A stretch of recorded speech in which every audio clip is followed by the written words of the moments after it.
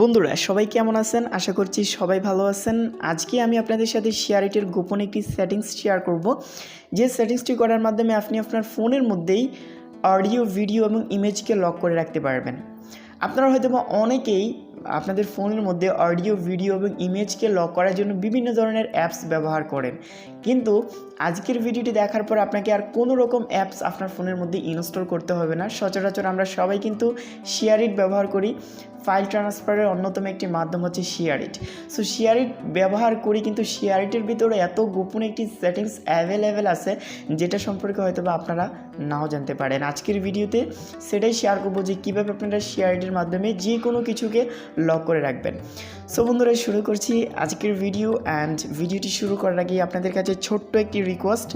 আপনি যদি আমাদের টেকটিউন্স ইউটিউব চ্যানেলের নতুন একজন বন্ধু হয়ে থাকেন, আমি আপনাকে রিকোয়েস্ট করব এখনই আমাদের টেকটিউন্স ইউটিউব চ্যানেলটিকে সাবস্ক্রাইব করে নিন এবং পাশে আসা ঘন্টা আইকনে টাচ করে অলে ক্লিক করে দিন নতুন ভিডিওর নোটিফিকেশান পাওয়ার জন্য। ফার্স্ট অফ অল আপনাদেরকে শেয়ারিট এই অ্যাপসটিকে ওপেন করে নিতে হবে। তো ওপেন করার পর আপনারা এইরকম একটি ইন্টারফেস দেখতে পারবেন। সো সিম্পলি এখান থেকে লোকাল যেই অপশানটি আছে, যে ফোল্ডারটি আছে, এখানে টাচ করবেন। সো এইখানে টাচ করার পর বন্ধুরা দেখুন এখানে লেখা আছে সেভ। সো আপনারা সিম্পলি এই সেভ অপশানটাই একটাবার টাচ করবেন। সো এইখানে টাচ করার পর বন্ধুরা এখানে দেখুন ক্রিয়েট। সো আপনি জাস্ট সিম্পলি এই ক্রিয়েট অপশানটা একটাবার টাচ করবেন। সো এখানে দেখুন saves name, import password, confirm password.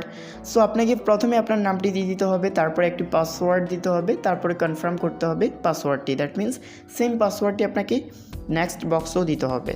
ওকে, সো দেওয়ার পর সিম্পলি আপনি জাস্ট এইখান থেকে নেক্সট অপশানটাই একটাবার টাচ করে দিন। ওকে বন্ধুরা, তারপরে দেখুন এখানে সিলেক্ট কোশ্চেন। সো এখান থেকে একটা কোশ্চেন আপনাকে সিলেক্ট করতে হবে। সো আমি লাকি নাম্বারটা সিলেক্ট করলাম। এখন এখানে জাস্ট যে কোনো একটা কিছু লিখে দিবেন, 1 অথবা আপনার মন চাই যেটা, সেটা আপনি এখানে লিখে দিয়ে ক্রিয়েট অপশানটা টাচ করবেন। ওকে, সো বন্ধুরা দেখুন এখানে অ্যাড নামের একটি অপশান দেওয়া আছে। সো সিম্পলি আপনি জাস্ট এই অ্যাড অপশানটাই টাচ করবেন। করার পর এখানে দেখুন পিকচার্স এবং ভিডিও। সো এখন যদি আপনি ভিডিও অথবা পিকচার্স অ্যাড করতে চান, সেটার উপরে আপনাকে টাচ করতে হবে।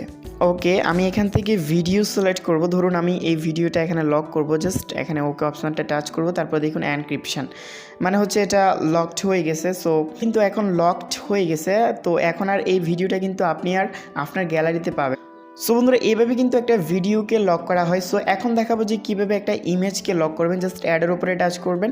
সো এখান থেকে জাস্ট আমি ফার্স্ট থেকে দেখাচ্ছি। এখান থেকে অ্যাডে টাচ করে তারপরে এখান থেকে আপনাকে পিকচার্স এখানে টাচ করতে হবে।